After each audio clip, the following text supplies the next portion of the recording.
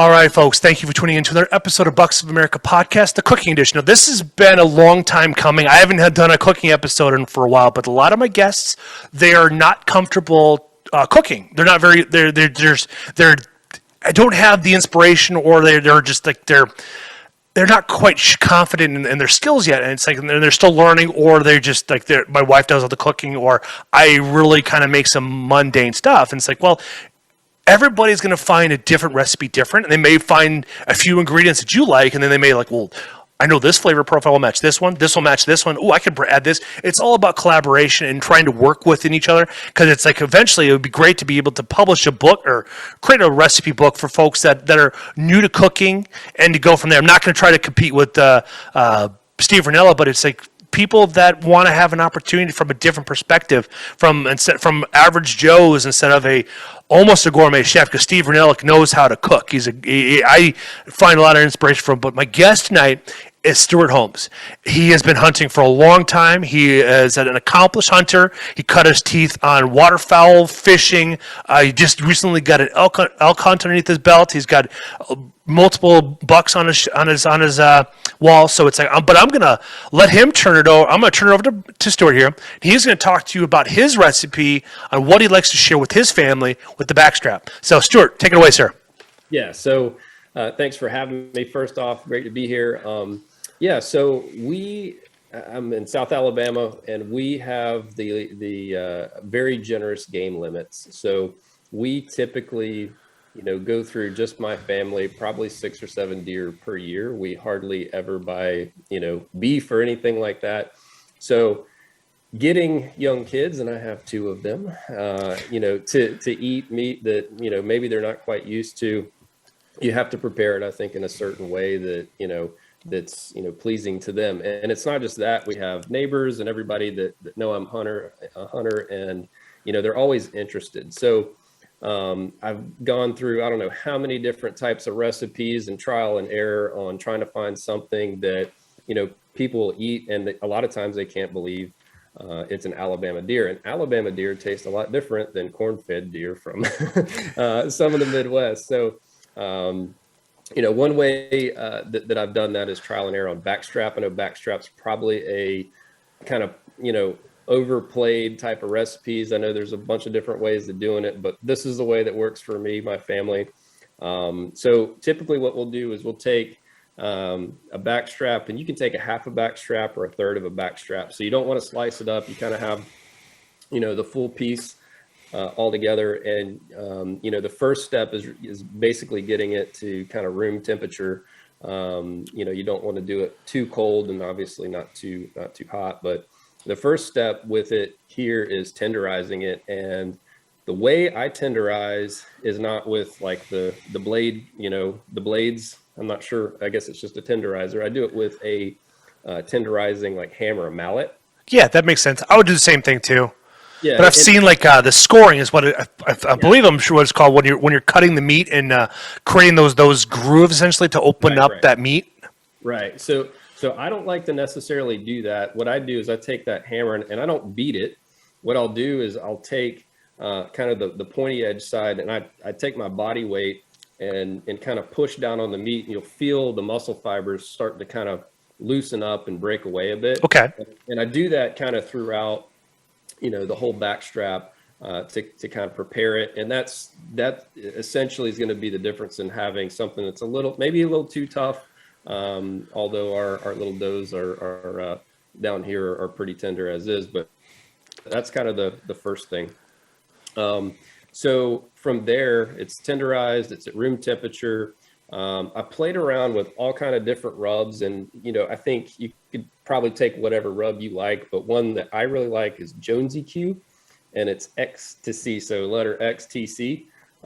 It's kind of a garlic type of rub with I think there's onion, and there's even some spicier versions depending on what you like. So I'll kind of coat the outside with that rub. Sometimes maybe even a coat of like olive oil, just brush some olive oil over it just to get it to kind of stick, is one way of doing it. And then the one other ingredient that I really like to do, and you'll understand why the next step is so important, is I like to create a crust, a layer to keep, you know, the moisture inside of the backstrap. So I take, we call it cowboy candy. I don't know if that's a common term.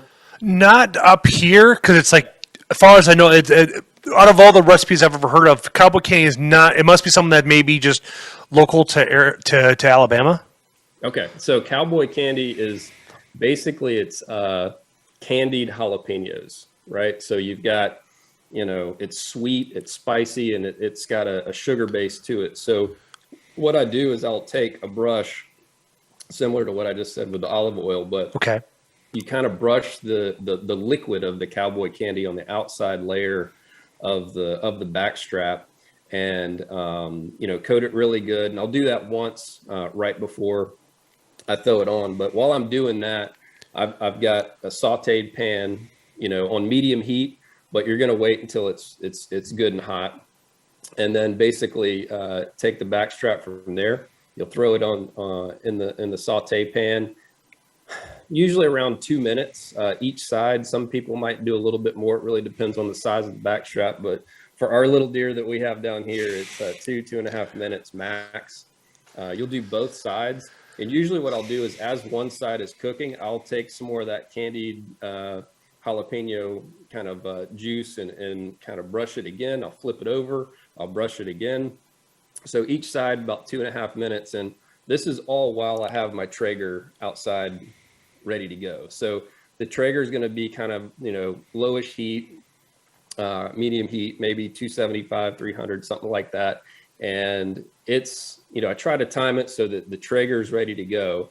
So after you've done your 2.5 minutes on each side, I'll just go and kind of like finish it off on the Traeger for a few minutes, and it gives it a little bit of flavor. It kind of finishes the internal temperature to where, you know, kind of where I want it. And you're really got to be careful, because you can overdo it. So, I mean, it's literally going to be out there maybe a few minutes. And from there, you bring it in, put it in aluminum foil to let it rest. Typically, I would say, you know, no less than 10 minutes, maybe of letting it rest. And then, you know, as far as sides and those types of things, we do some type of green, you know, broccoli, asparagus, something like that. And then we love potatoes. Sweet potatoes are typically, especially down here in South Alabama, readily available.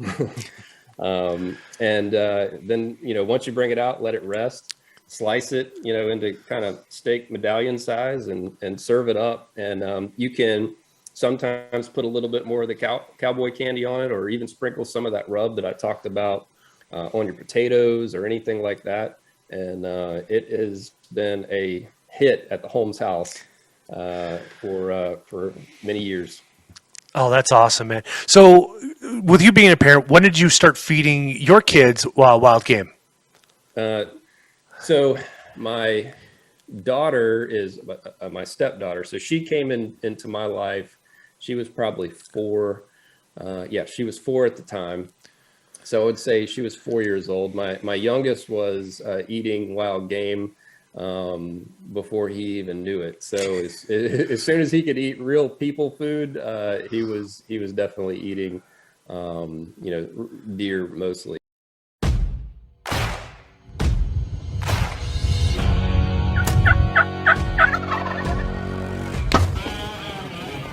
Hey everyone, Jake with HHA. Super excited to introduce the Tetra and Tetra Max Rise.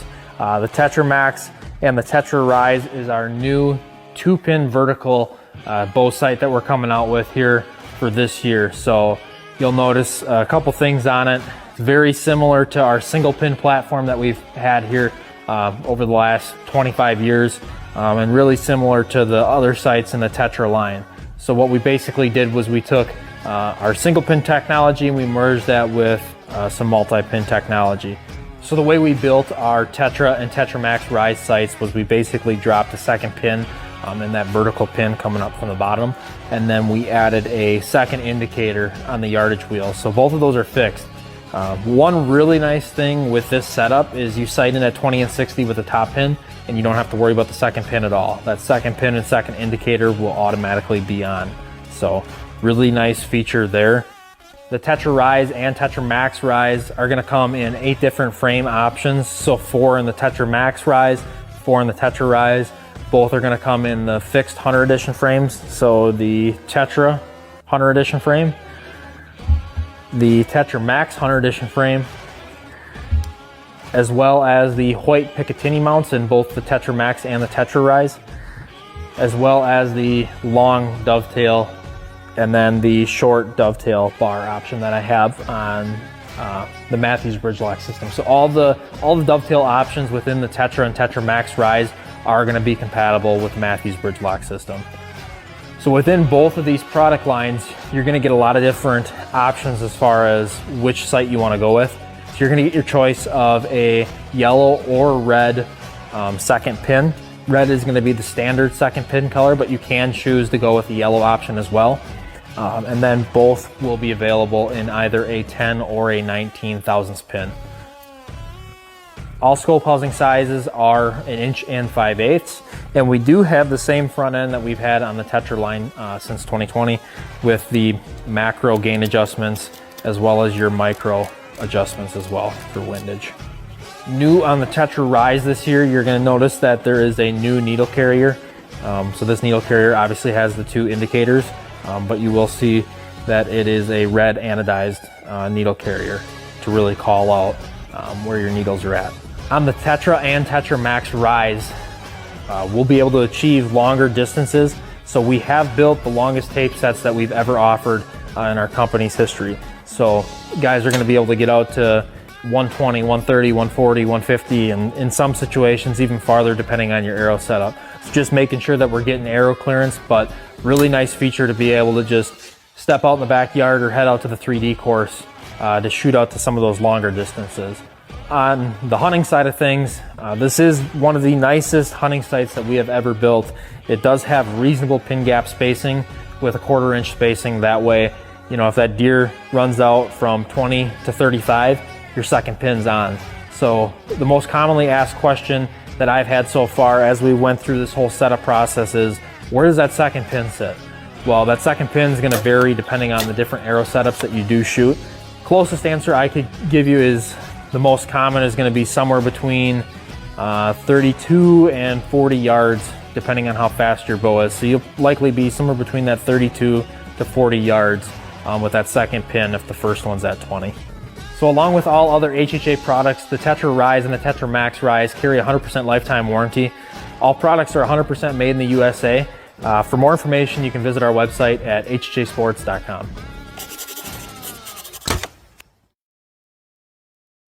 So That's awesome, man. I did the same thing with my daughter. As soon as she got teeth, we were feeding her pheasants, squirrel if I had any, a whitetail, just trying to expose her to as much of that stuff as possible, because it's like that's what really became a foodie for me, was being exposed to all this stuff and never being told no what to try. So now my daughter will, when we go to a hibachi place and you see all these people who order steak or chicken, she's throwing like, I want salmon, I want swordfish, I want like it's like I want sushi. It's like, heck yeah. And so that's what makes it curious, because it's like that's what always made me passionate about cooking. That's why I do a cooking episodes, because cooking is just a way to bring people together and bond them in a way that nobody ever really understands. It's like I'm already planning next year for July a cooking event for guys from HHA USA, and we've done it 2 years in a row. This is year number 3, and I got more time to prepare because I know what day it is now. So it's like my mind is going about, like, last year I cooked up ribs, I cooked up venison, I cooked up chicken, cooked up steak. Oh man, it was literally a meat buffet. that's awesome. Yeah, we with this last elk that I shot, still haven't got all my friends and all that over here, but as you can imagine, I've got a whole freezer full of goodness that I can't wait to do. We've had some burgers since then. That the kids, so I've had some kids, come down and play with my son. He's 9 now, and I've never seen a 9-year-old put down that many burgers, and it was elk burgers. And this kid, his families are non-hunters, so then now they're curious about it. So that, I think that's the coolest part about wild game, is people have, might have this aspect of like, oh, I had some deer when I was younger and it, tasted horrible or something like that. And so to cook something in a way that opens their eyes, and who knows, maybe his dad will be a hunter at some point. I think it's awesome. Food brings people together. Oh, definitely. Like this year, I had a couple years ago, I was asked to come down and help my friends butcher some deer up, and so as payments, like I got to pick and choose what I wanted. Well, one of the things I took was the tongues, and so this summer I actually cooked up some tongue for I prepared the tongue a different way for my wife, and then I had two friends that never had tongue before, venison tongue, cooked them up, fried them up. It tastes just like if you can turn them into a pate, but to me it tastes just like it's a better flavor hot dog. Yeah. No, After you pull the membrane off and such. Yeah. I've had some I think it's like venison lingua tacos or something. I think that was in Texas or somewhere. It was kind of like a shredded looking type of consistency. One thing I want to try next is Kinstead Foundation. Joe Rhodes, he prepared up some heart ceviche, and it's like I want to try that. He did it. They did a whole thing on. They're on Kinstead's Foundation's Instagram, so you can scroll back through it and such. And he came up here and he gave me Gravic Ranch, a whole bunch of, like, they make a rub, a seasoning, 2 different types of barbecue sauces, and I don't have anything left. I got to buy more. It was just that good, and it's all goes for a good cause. It helps veterans, getting them out there in Texas and stuff like that. And they also make a salsa. Oh, I'm not a salsa fan, but boy, this is just fucking mint. It is delicious. We love spicy, being down close to New Orleans down here and all that. We do spicy, and that's, my family loves salsa. That's why the candied jalapeños go a long way. But it's funny. So like people that cook heart or like have recipes for heart, they really, really do like an awesome job at it. In fact, so we were out at elk camp. One of the elk that was taken, an elk heart's like this big, right? Oh, yeah, absolutely massive. That is one thing I love eating heart, man. It's like I will cut it up. I've had it sautéed. I've had it basted in teriyaki sauce. I've fried it up. I've grilled it. I put it in a smoker, man. I love heart, man. It's that essence. It's like it's just primal. Oh, absolutely. The guy that did this, he's from Indiana, and he did like a teriyaki type of, style heart recipe, and it was just phenomenal. It's good stuff. There you have it, folks. Well, thank you, Stuart, for coming on the podcast, talking about your recipe. I'm going to have to look up that spice so I can include it in the write-up so people can find it and capture that essence and stuff like that. Because I have so many different spices. I've told people to stop giving me spices because I need to use up the ones I have because they do have a shelf life. And it's like when I put everything together, I want everything to kick off. And I don't want it to be a year or 2, 3 years old, stuff like that. So it's like I'm good on spices right now. And it's like now I've kind of honed in which ones I really like. I got some, what is it? Mushroom. It's what's that expensive mushroom that chefs use that costs like $50 an ounce? What's it called? Pigs dig it up. What is it called? Oh my word! I know what it is. I know it. Is it? No, not a chaparral. No, it's a mushroom that's usually found in South Carolina, North Carolina, and they use pigs to dig it up. They root it up and stuff like that. Oh, what is it called? Anyways, it's I got some of that, and I want to play around with it. It's a blue cheese something. I will send you a picture of it when I get upstairs because I know where it's at. But anyways, Stuart, best ways to find you. Give your plug your social medias. Yep. So you can find me on Instagram. I'm at s.g.holmes. That's the easiest way to get a hold of me. You can also check me out on YouTube. I'm Archer's Insight, and the letter N is the N in the Insight. Perfect. So there you have it, folks. I'm going to post his recipe is going to be in the show notes. I'm going to have a link to his YouTube, so please go like it, go subscribe it, and to help him boost his watch hours, open up a tab and put his playlist on autopilot and go through every single one of them because you're going to learn something about it.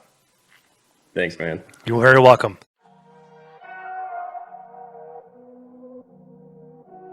I'm Jake with HHA Sports, And today we're going to talk a little bit about our dovetail sights and how they're going to fit on the new Matthews V3X. So as you'll see, I have a Tetra Max Tournament Edition sight on this 33-inch V3X. All of our dovetail sights, the Tetra and the Tetra Max, will fit on the V3X. Also, in the next couple of weeks, you'll see us come out with a shorter dovetail version. It'll just be our short bar version, which will also fit on the V3X on both the 29 and 33-inch model. One question that we've gotten pretty frequently lately is the windage adjustments on your Tetra and Tetra Max bow sights on the new Matthews bow. And this year we came out with the infinite adjust plate, which you'll see on the front end of your sight. So when you put this infinite adjust plate on, you'll want to either flip it to the inside or the outside. And for the inline mounting sight options, such as the V3X, you're going to want to make sure that the infinite adjust plate is to the outside of your infinite adjust channel. This will allow for optimal windage adjustments. So you'll also be able to find the infinite adjust bracket on our website if you're already shooting a Tetra or Tetra Max Tournament Edition sight. Another way that you can get your HHA to fit V3X is by buying our conversion kit, which you can find on our website at HHAsports.com. We'll be selling those at retail around $60. So basically the only thing you'll have to do is you'll have to take apart your sight at the third access point, and you can convert any Tetra or Tetra Max sight. So if you have a fixed frame, you can get that into a dovetail. So like mentioned before, any dovetail sight will fit a Tetra or a Tetra Max, as well as our short bar version. For more information, you can visit our website at www.hhasports.com.